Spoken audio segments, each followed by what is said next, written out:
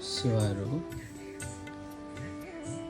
यो संसारको एउटा स्वरूपलाई हेरेर जाँदाखेरि अचम्म लागेर आउँछ। किनकि हामी मानिसहरू जन्मिसकेपछि एक दिन जानुपर्छ, यो सबैलाई थाहा भएकै कुरा हो। आज हेरिरहेको छौँ, भोलि के हुन्छ कसैलाई थाहा छैन। तर अचम्म लाग्छ, हाम्रो समाज कसैले गरेको उपलब्धिमाथि ईर्ष्या डाहा, उसले गरेको उपलब्धिहरू माथि नराम्रो दृष्टिकोण राख्ने हाम्रो समाज। हामी मानिसहरू यो पृथ्वीकै सर्वश्रेष्ठ प्राणी हो भनेर परिचय दिएका छौँ। तर मलाई लाग्छ त्यो सँगसँगै हामीमा एकदमै ठुलो स्वार्थ लुकेको छ।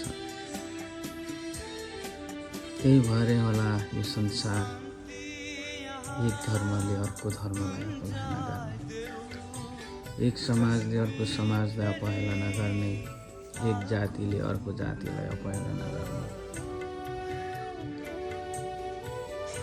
धर्मले पनि सामाजिक रूपमा हामी सबै समान हौँ, एक आपसमा सहयोग गर्नुपर्छ, एक आपसलाई बुझ्नुपर्छ, सबै धर्म एकै हुन् भन्छ।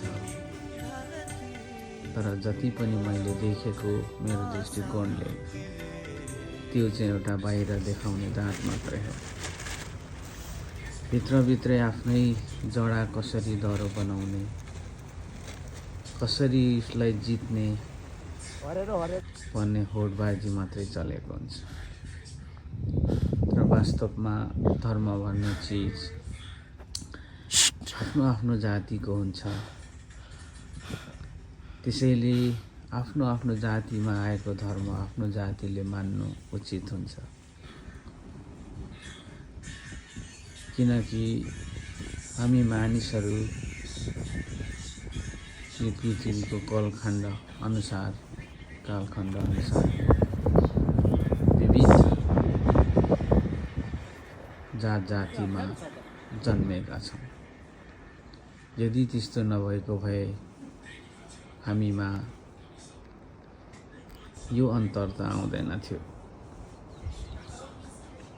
तर जे जस्तो भए पनि अहिले संसारलाई हेर्ने हो भने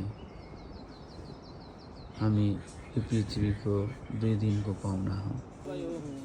त्यसैले उसले के गर्दैछ, कसले के गर्दैछ भन्दा पनि म के गर्दैछु, म कसरी मेरो जीवनलाई, यो छोटो जीवनलाई उपयोगी बनाउँछु भन्ने सोच्नु नै पर्याप्त हुन्छ।